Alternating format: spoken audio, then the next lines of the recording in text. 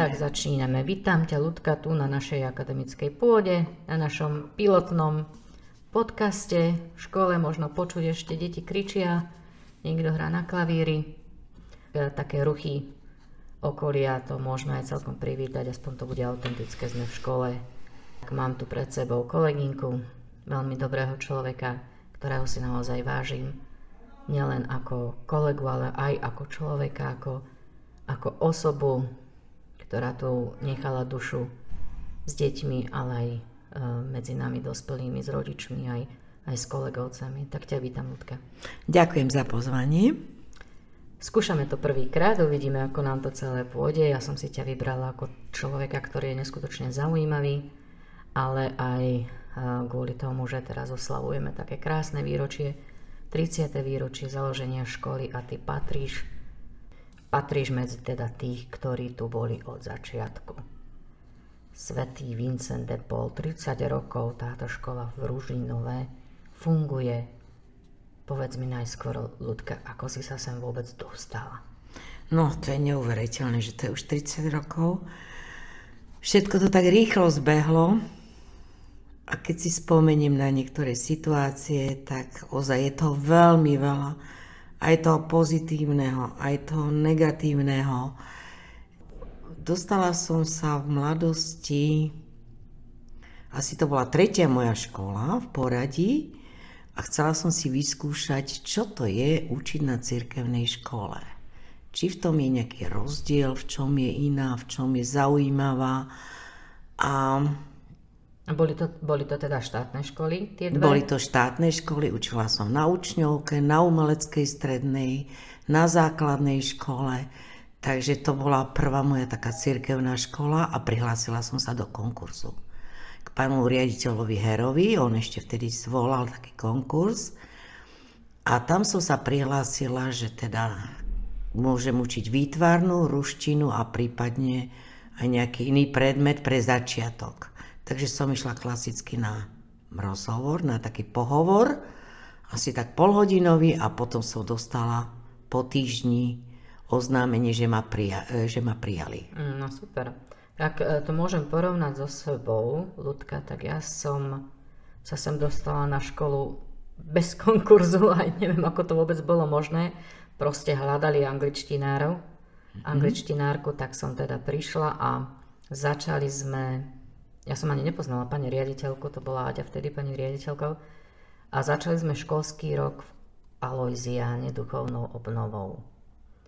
To si pamätám jak včera, že páter Garaj mal tam teda duchovnú obnovu a ja som nevedela, ktorá je to tá pani riaditeľka.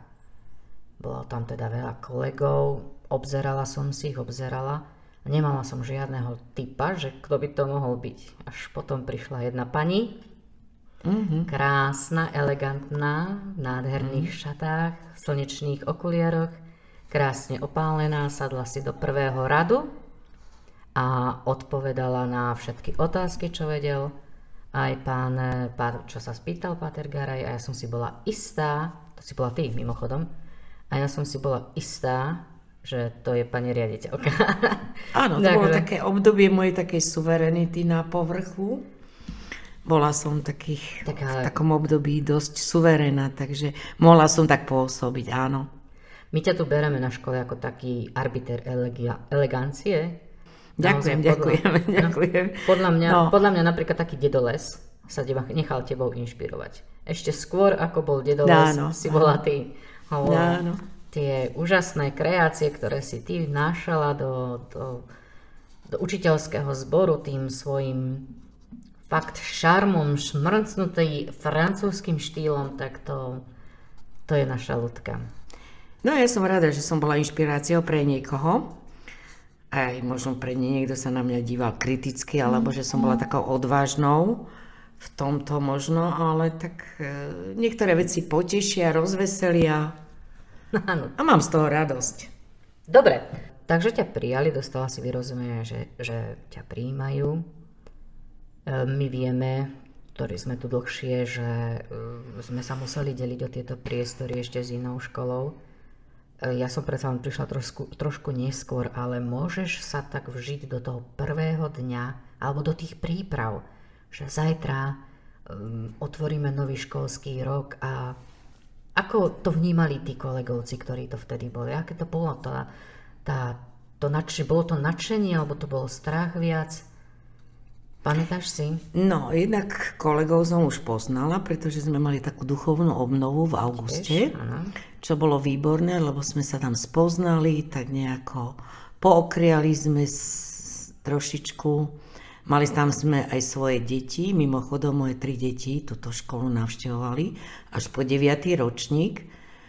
A tá atmosféra bola taká plná očakávania, ale aj radosti, ale aj takého trošku strachu, ako to bude, čo to bude, pretože sme sa delili so štátnou školou.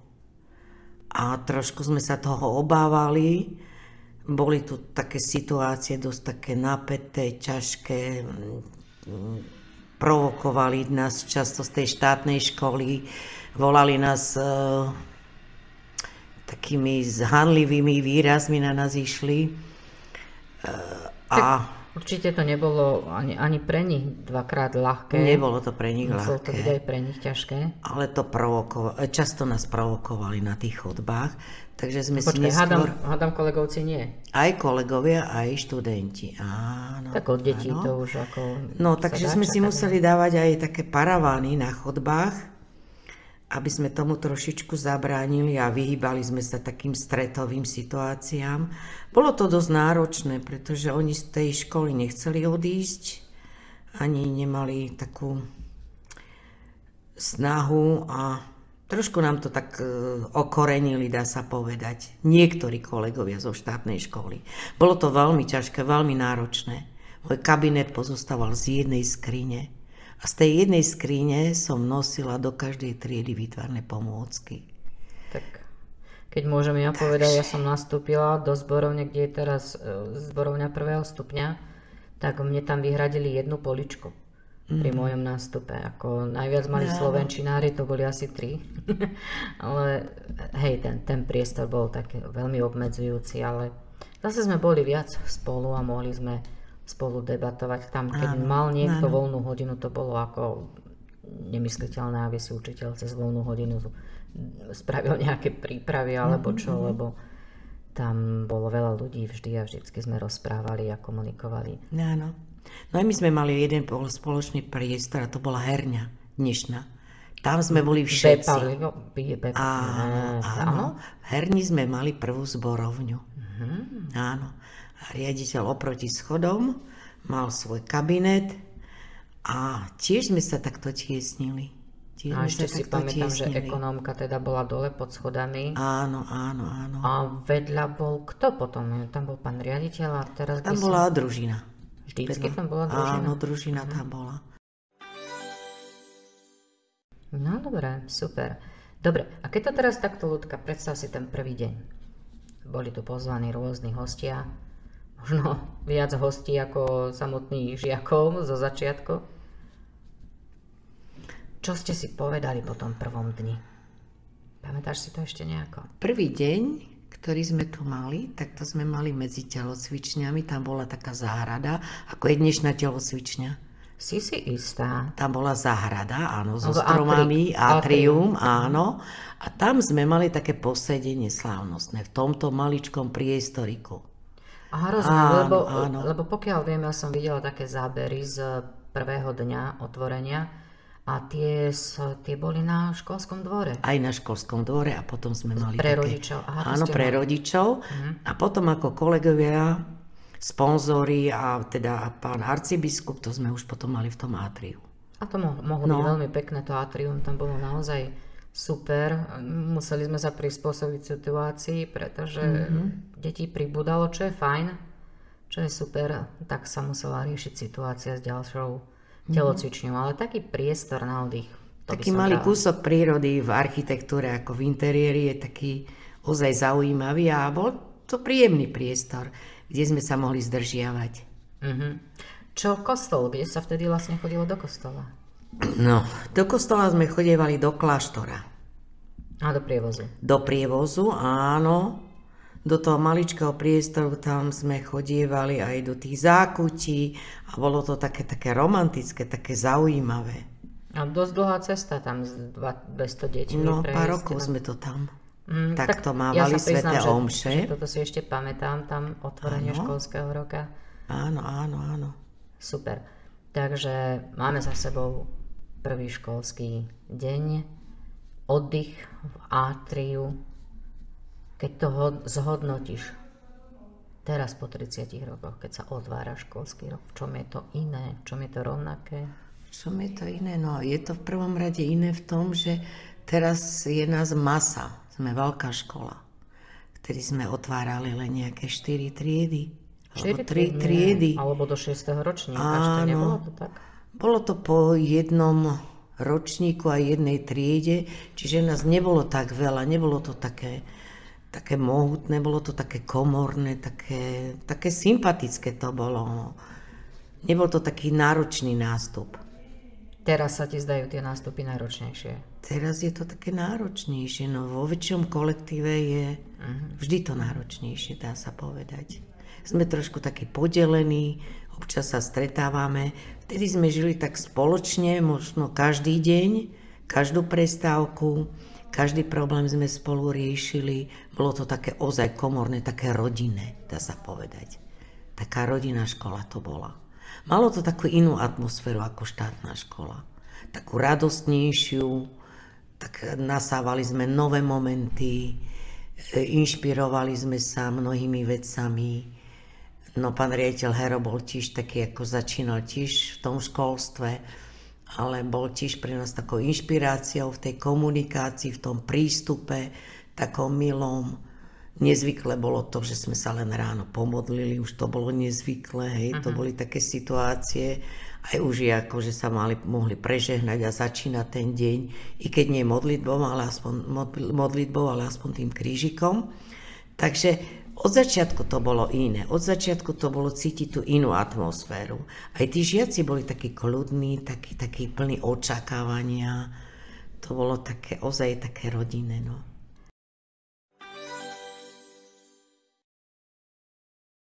Môžem sa spýtať, ty si koľko tried odpravila? Jo, to nemám zrátané. To nemám zrátané. Myslím ako triedna učiteľka teda. Ako triedna učiteľka ani to nie. Vediem si síce nejaké také krabice so spomienkami a s výkresmi a kadečím, ale koľko tried? Myslím, že som bola triedna skoro od začiatku až na nejaké možno 4 roky voľné, čo som nebola triedna.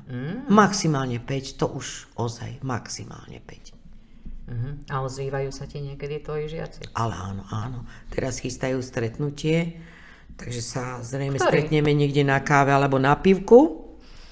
A potom je jedna trieda, ktorá teda žije viac v Amerike ako na Slovensku. To bola moja taká obľúbená trieda, vynikajúca trieda. A tí tiež dajú vedieť cez sociálne siete, si tak nejako občas vymeníme nejaké fotografie, nejaké také ako lajky. A dokonca mám tu žiakov, ktorí už tu vodia svoje detičky, takže s nimi sa stretávam. Takže objímam aj ich deti, aj ich, čo je taká veľká moja radosť, že teda doniesli tu svoje detičky. No. Len podľa toho vidím, že jak dlho som tu.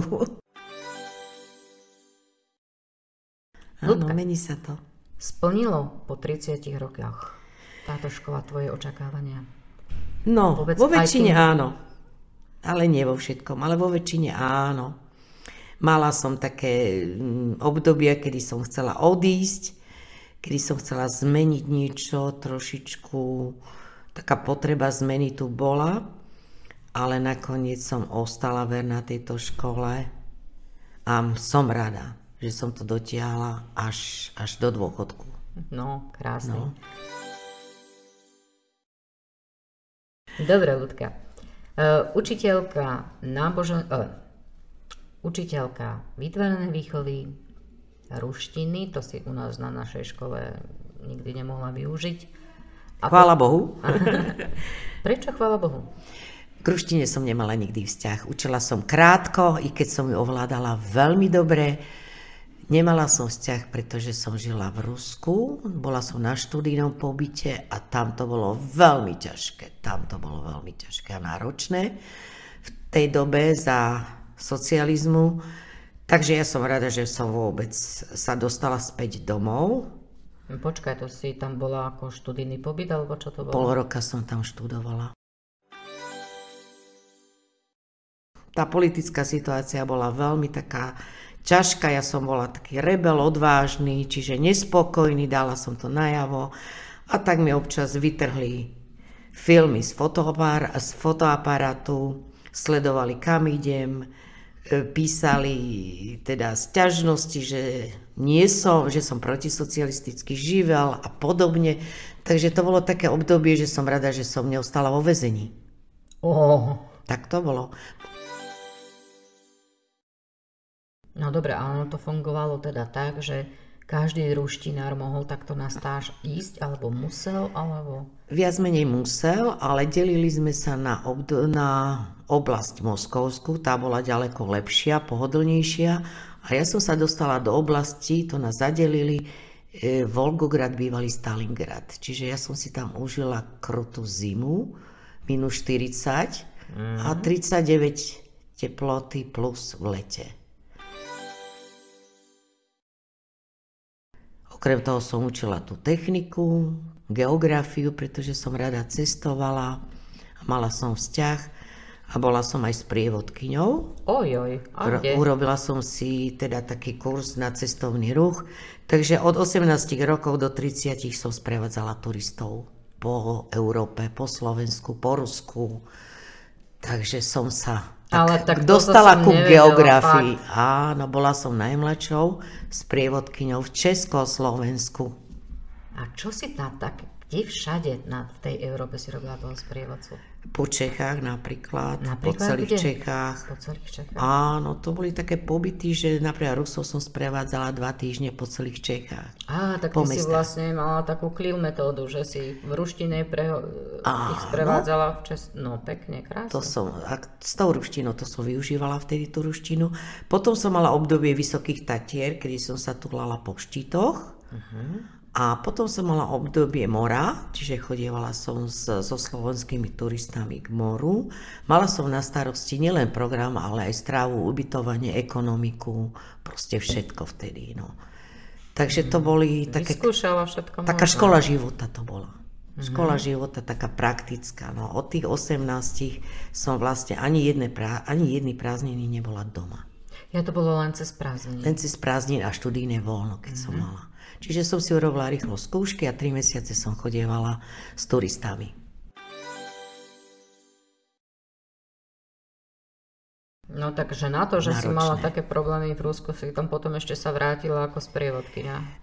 Raz a prvý a posledný krát, a to bol Fínsky záliv, to bol hore, Biele noci som tam zažila a chcela som vidieť Leningrad kvôli pamiatkám, takže tam som sa dostala. Bola Ermitáž? Áno, do Ermitáže. Tam by som chcela. A odvtedy ma už do Ruska neťahalo nikto.